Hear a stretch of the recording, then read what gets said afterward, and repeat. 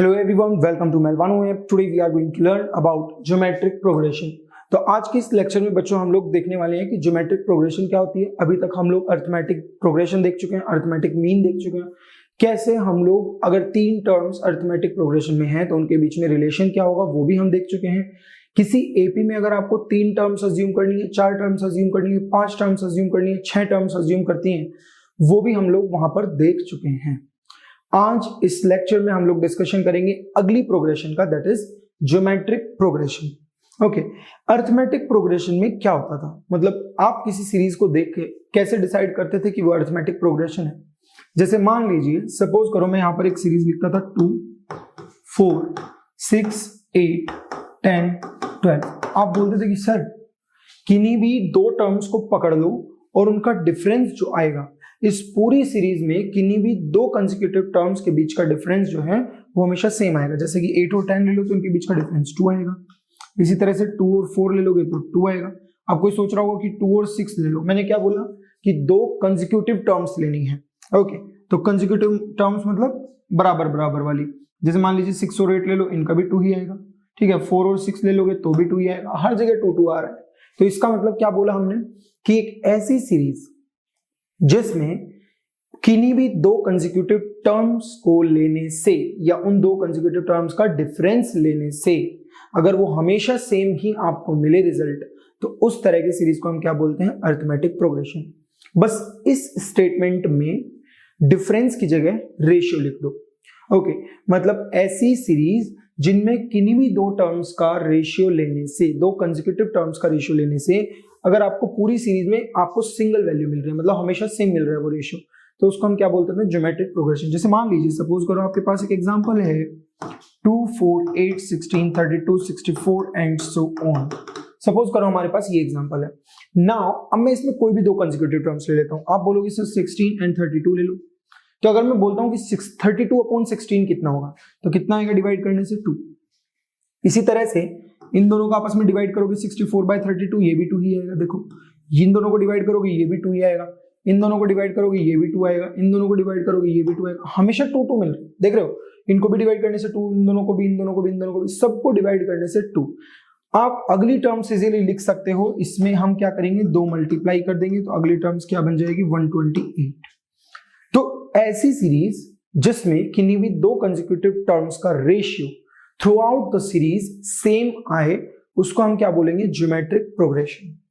जो ये constant ratio आपका आ रहा है, जो ये कांस्टेंट रेशियो आ रहा है, वहां पर हम कांस्टेंट डिफरेंस को क्या बोलते थे, कॉमन डिफरेंस। यहां पर इस कांस्टेंट रेशियो को हम क्या बोल देंगे, कॉमन रेशियो। क्या बोल देंगे, कॉमन रेशियो। देखिए यहां पर क्या बोला जा रहा है, GP is a sequence of non-zero numbers. Each of the succeeding term is equal to the preceding term multiplied by a constant. मतलब जो भी आने वाली टर्म होगी वो पीछे वाली टर्म में कुछ मल्टीप्लाई किया हुआ होगा। जैसे सपोज करूं, कुछ भी ले लो, लेट्स से 3 2 6, इसमें आपने क्या मल्टीप्लाई किया, 2। फिर अगली टर्म में भी 2 मल्टीप्लाई करेंगे तो 12, फिर मल्टीप्लाई करेंगे तो 24, फिर मल्टीप्लाई करेंगे 48, फिर मल्टीप्लाई करोगे 96। तो बेसिकली आ क्या रहा है, ये 2 2 मल्टीप्लाई करने पे आपको अगली टर्म्स मिलती जाएंगी। तो इस तरह की सीरीज को हम क्या बोलते हैं, एक ज्योमेट्रिक प्रोग्रेशन। क्या बोला जा रहा है अगला, thus in a GP the ratio of successive terms is constant. This constant factor is called the common ratio. Common ratio हम इस चीज को बोलते हैं of the sequence and is obtained by dividing any term immediately previous term. किसी भी term को उसके जस्ट पीछे वाली टर्म से आप डिवाइड कर दीजिए तो आपको कॉमन रेशियो किसी भी जीपी का मिल जाएगा।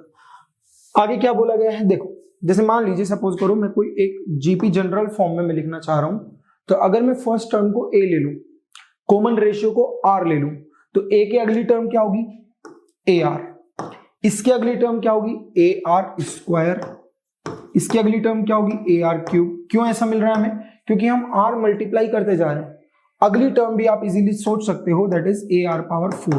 तो बेसिकली इस तरह से हम लोग जो है कोई भी जीपी लिख सकते हैं। यहां पर ए क्या होगा हमारा फर्स्ट टर्म, आर क्या होगा हमारा कॉमन रेशियो। आर क्या हो जाएगा यहां पर, कॉमन रेशियो। ठीक है, जैसे कि यहां पर हमारे पास एग्जांपल में क्या लिखा गया है, 1 2 4 8 16 एंड सो ऑन। तो मान लीजिए सपोज करो 1 2 4 8 16 एंड सो ऑन।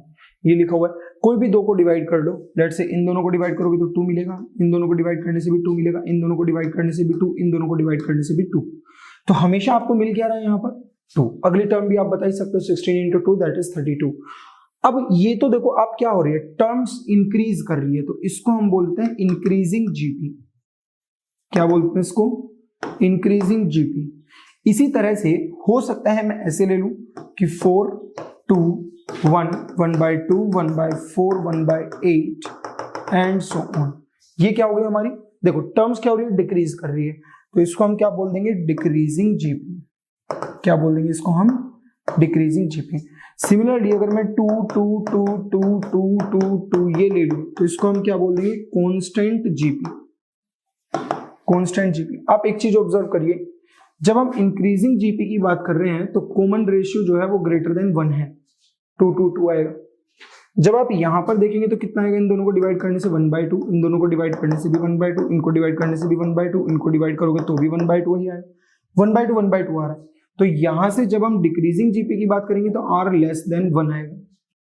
जब भी आप इंक्रीजिंग जीपी की बात करो तो r ग्रेटर देन 1 होगा, डिक्रीजिंग की बात करोगे तो r लेस देन 1 होगा, और जब आप कांस्टेंट की बात करोगे तो r इक्वल्स टू 1 होगा, क्योंकि किन्हीं भी आप दो को डिवाइड कर लो आपको हमेशा क्या मिलने वाला है यहाँ पर 1, 1, 1 हमेशा 1 मिलेगा। किन्हीं भी दो को डिवाइड कर लेंगे हमेशा क्या मिलने वाला है यहाँ पर 1। तो इस तरह से हमारे पास basically increasing GP, decreasing GP और कांस्टेंट जीपी का यहाँ पर हम डिस्कशन कर सकते हैं। तो ये तो वो हमारा जीपी से एक इंट्रोडक्शन। नेक्स्ट जो हमारा लेक्चर होगा उसमें हम nth टर्म देखेंगे, सम ऑफ n टर्म्स देखेंगे, सम ऑफ इनफाइनाइट टर्म्स।